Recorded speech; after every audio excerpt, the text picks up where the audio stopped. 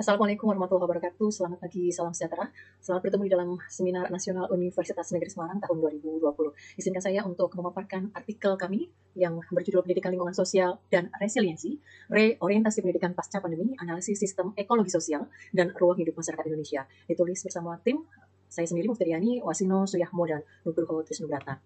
Sebagai latar belakang bahwa dalam situasi pandemi seperti saat ini, kita semua berharap bahwa pendidikan telah menunjukkan hasilnya, seperti membantu manusia keluar dari permasalahan yang dihadapi, atau pendidikan diharapkan telah membekali individu dengan kemampuan bertahan dalam situasi sulit, atau biasa disebut dengan resiliensi. Kita juga berharap masyarakat kita mampu berperilaku bijaksana dengan kemampuan dan keterampilan, menyeimbangkan IQ, EQ, dan SQ.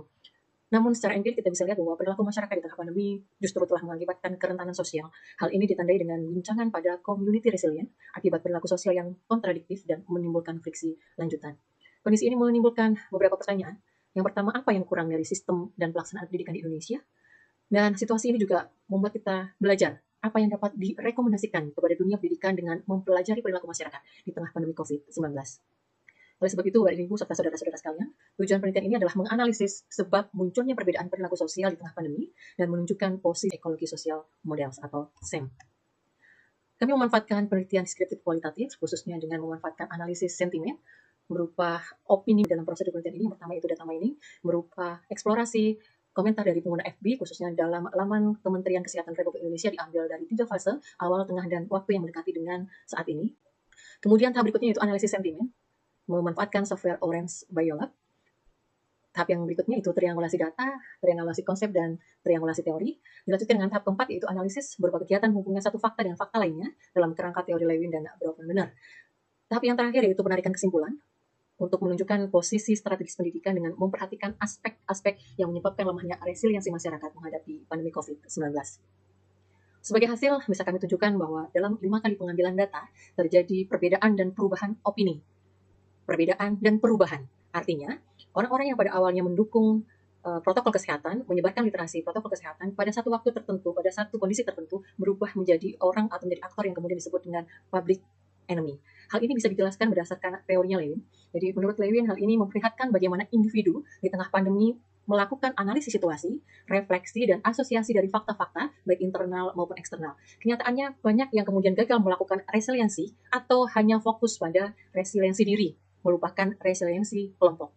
Hal ini bisa terjadi karena bias kognitif yang terjadi di dalam konstruksi mental individu sebagai pengaruh psikis yang diberikan dari interaksinya di lingkungan yang sempit atau lingkungan yang tidak diberikan dalam pengetahuan formalnya. Jadi tugas pendidikan dalam hal ini adalah meluaskan medan psikologis individu, salah satunya dengan menerapkan pendidikan lingkungan sosial sebagai salah satu materi di pendidikan formal maupun pendidikan non formal. Hal ini juga sejalan dengan apa yang disebutkan oleh Brouwer-Menard mengenai posisi sekolah dan pendidikan untuk mempengaruhi individu sebagai agen utama di dalam sistem ekologi. Di dalam diagram ini nampak jelas bahwa individu kemudian akan dipengaruhi oleh sekolah sebagai mikrosistem dan sistem pendidikan sebagai mesosistem. Oleh sebab itu kita bisa menilai, bisa memberikan beberapa koreksi. Bisa kita perhatikan bahwa pendidikan kita gagal memberikan pemahaman terhadap keragaman lingkungan fisik, keragaman sosial dan budaya, sehingga menimbulkan polaritas sentimen, perilaku public enemy, dan menyebabkan friksi lanjutan. Hal ini juga menyebabkan berkurangnya optimisme dan kemampuan menganalisis masalah. Kemudian kegagalan yang kedua yakni berakibat pada lemahnya sikap kritis dan etis terhadap keragaman dan dampak yang ditimbulkannya, seperti latar belakang pengambilan sikap dan tindakan dari individu atau kelompok lain.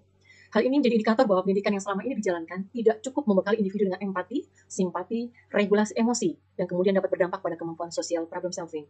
Hal ini bisa kita lihat atau kita bisa konfirmasi melalui beberapa penelitian terdahulu, seperti yang dilakukan oleh Stefan dan Wijaya tahun 2014, Mbak Hirah, Agustin, Setiwati, dan Imara di tahun 2019. Yang ketiga, kita bisa lihat bahwa terjadi kelemahan atau lemahnya penekanan pada nilai-nilai universal yang perlu dijadikan pedoman dalam berbagai situasi, seperti memahami hak individu, hak kelompok, dan kewajiban moral yang harus dilakukan.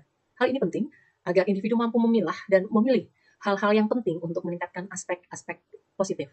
Berikutnya, pendidikan sebagai sistem intrapersonal tidak berhasil membangun dialog dengan individu peserta didik dengan pemahaman terhadap potensi interpersonalnya. Akibatnya, efikasi diri berupa kemampuan kepercayaan diri untuk mengelola potensi dan menghindari stres menjadi lemah. Hal ini bisa dikonfirmasi melalui tulisan Rustika di tahun 2016. Dan sebagai kesimpulan, bahwa individu sebagai agen utama menentukan resiliensi diri dan kelompok.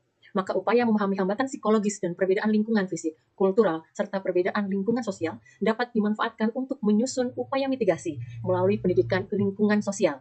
dalam jangka pendek dapat diupayakan melalui kampanye social engagement yang dapat dilakukan oleh sekolah sebagai mesosistem, yakni sistem terdekat dengan individu atau keluarga serta kelompok.